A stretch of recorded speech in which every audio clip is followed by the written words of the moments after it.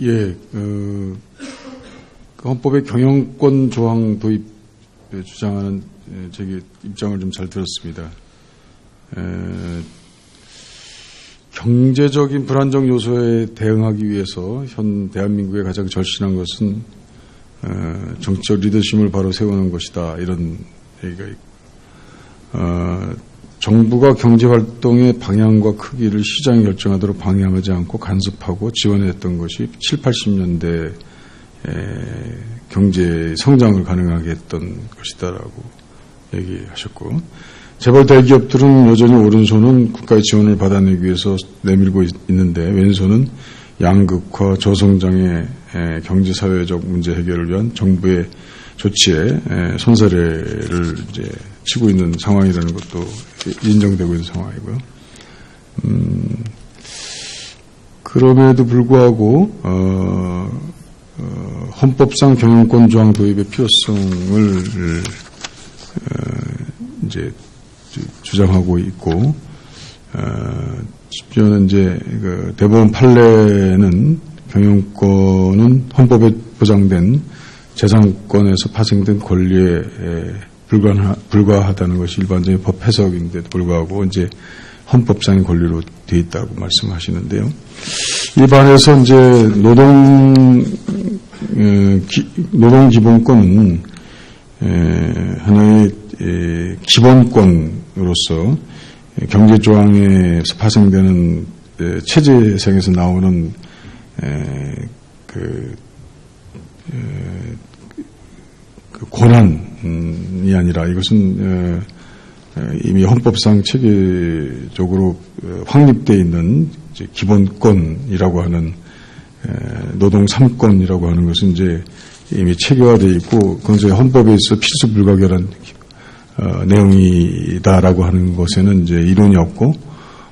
그에 대한 이제 체계와 또 역사적 근거와 또 그 노동권이 가지고 있는 내용상의 특질도 우리는 이제 다 숙지했다는 점 있습니다. 그래서 지금 그 경영권이 실정법상의 권리도 아니고 헌법상의 재산권 행사를 공공복리에 적합하도록 제한하고 있다는 점이나 헌법 33조의 노동기본권 행사에서 경영권에 대한 경영권에 따르는 제한을 따로 두지 않았던 점에서 경영권을 이유로 위의 사항들을 교섭 대상에서 불가침 사안으로 보는 것은 합당치 않다는 입장을 가지고 있습니다. 이 점에 관해서 뭐 특별한 특히 다른 내용이 있다면 좀 말씀해 주시고, 그리고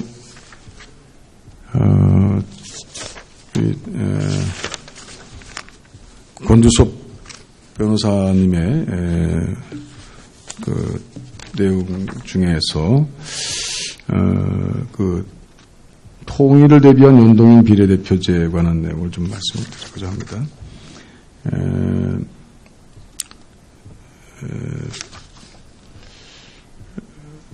현행 헌법에 따른 우리 권력구조는 대통령제의 의원내각제 요소를 가미한 형태라고 할 수 있고, 여러 역대 정권의 그런 노력이라 그럴까 일탈이라 그럴까 이런 것들이 그때그때 그 비논리적으로 이제 가미된 그 의회의 존재였다고 보는 견해가 타당하다고 봅니다. 그래서 이번에 반드시 그 통일이라는 그 과제를 놓고 보아더라도 개헌 과정에 반드시 이 점이 고려돼야 될 것이다 이렇게 생각을 하고 있고, 헌법이 추구하는 중요한 목표 중에 하나가 바로 남북 통일이기 때문에 통일에 대한 법적 준비는 반드시 필요하고, 이 시점에서 개헌을 논의하면서 이 일을 반드시 넣어야 될 것이다라는 생각에는 이론이 없다고 생각합니다. 우리가 독일의 권력구조, 이를테면 연동형 비례대표제나 중앙정부와 지방정부의 관계를 중심으로 한 지방자치제도에 주목하는 것은 우리에 앞서서 통일을 준비한 경험에서 배울 것이 있다라고 보는 것이 독일 역사에서 우리가 보는 것이고, 이런 점들을 다 종합해서 볼 때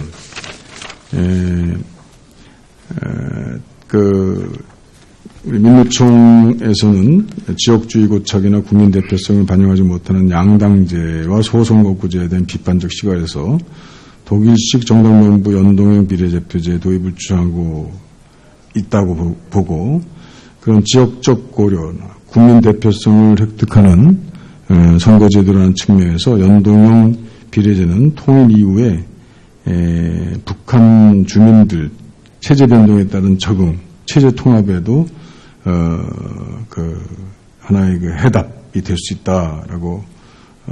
보는데, 그에 대한 우리 변호사님의 의견은 어떤가라는 말씀이고요.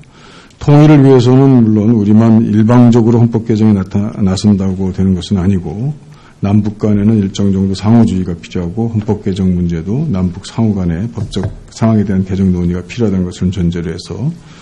통일에 걸림돌이 될 만한 개정이 필요한 사항이, 그런데 영토 조항이라든지 위헌정당 해산 규정이라든지 이런 점들의 여러 가지를 볼 때 개정이 필요한 사항이 무엇이다라고 보는지를 좀 말씀해 주시면 좋겠고요. 어떻든 간에 지금 연동형 비례대표제, 권역별 연동형 비례대표제는 의원내각제냐 또는 대통령제냐라는 권력구조를 선택하는 데 있어서도 그 전제가 되는 중요한 정치 체제 변화이기 때문에 그것을 전제로 한 헌법 규정에 일부 넣어야 된다라고 한 견해가 다수입니다. 설사 그렇지 않다 하더라도 이에 대한 우리 양당 또는 여러 당의 정치권의 입장의 분명한 결정을 통해서 어느 한 당이 과반수를 획득하지 않도록 지금 현재 그 소선거구제와 엄격한 단순 다수대표제를 극복하고 각 당을 중심으로 한 연동형으로의 배분 형태가 의원내각제냐 기타 권력구조를 선택하는 데 있어서 우선 선행 지수가 입장이 될 것이다라고 하는 점은 우리들이 많이 공론한 바가 있습니다. 그 점에 관해서도 한번 말씀해 주시면 고맙겠습니다. 예, 통일 이후와 관련해서 비례대표제와 연관해서는 깊이 생각을 못했습니다만은, 의원님 말씀하셨듯이, 예, 충분히 관련성이 있는 그런 주제라고 생각이 됩니다. 저희들이 이제 민주노총에서는 권력구조 중심으로 개헌 논의가 되는 것은, 현재 국민들의 어떤 여러 가지 요구나 이런 것들은 좀 동떨어져 있다 이런 생각을 좀 가지고 있습니다. 특히 대통령제나 이제 의원내각제, 분권형 대통령제 포함해서 모두 장단점이 있다고 생각이 들고, 또 세계적으로 봤을 때도 각각의 어떤 그 제도를 시행하는 국가들을 보면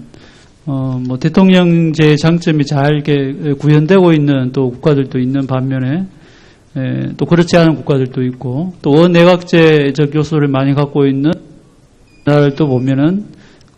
잘 되고 있는 국가도 있지만, 또 반대로 지금 우리가 권력 집중 이런 얘기를 많이 합니다만은 그런 권력 집중적인 요소가 여전히 의원내각제에서도 나타나는 그런 국가들도 있다 이렇게 보고가 되고 있습니다. 그래서 양제도의 어느 것이 이제 선이냐 이렇게 이제 볼 수 있는 문제는 아니라고 생각이 들고요. 만약에 이제 국회를 중심으로 하는 의원내각제가 돼야 된다라고 한다면은 반드시 이제 선행돼야 될 것이 국회 구성, 결국 이제 각 정당 제도라든지 국회의원의 선출 제도라든지 이런 것들이 정말 국민의 의사가 그대로 그 표가 그대로 이제 반영될 수 있는, 그리고 소수자나 이제 노동자라든지 이런 사회적 약자의 어떤 의견이 반영될 수 있는 그런 국회 구조가 될 수 있는 그런 제도가 먼저 선행된 다음에 그런 원내각제라는 이런 제도로 갈 수 있는 부분이 아닌가 그런 생각을 가지고 있습니다. 그리고 뭐 영토 조항 문제 같은 경우에도 많이 지금 개헌 사항으로 오래전부터 제기가 되어 온 것으로 알고 있습니다. 그래서 우리 헌법에 이제 평화통일 조항도 두고 있으면서 3조에 보면 또 영토 조항을 두고 있어서 두 조항이 이제 어떻게 보면은 서로 상치될 수 있는 그런 그 조항을 두고 있습니다. 그래서 영토 조항 같은 경우에도 개정을 통해서 북한이 이 3조에 의하면은 사실은 우리 북한 그 북쪽 지역을 불법적으로 점거하고 있는 그런 반국가 단체가 되는 이런 구조가 되거든요. 그런데 이제 평화통일의 어떤 상대방으로서 이렇게 우리가 생각을 한다면은 그런 부분이 해소될 수 있도록 3조의 영토 조항도 그게 맞게 개정될 필요가 있다고 생각을 합니다.